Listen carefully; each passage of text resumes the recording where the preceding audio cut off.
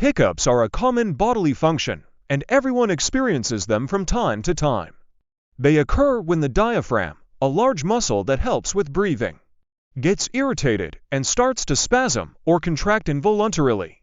When this happens, it causes a sudden rush of air into the lungs, which results in the characteristic hic sound. There are many potential causes of hiccups, including eating too quickly, consuming certain foods or drinks, emotional stress or excitement, and certain medical conditions. Most cases of hiccups are harmless and resolve on their own within a few minutes.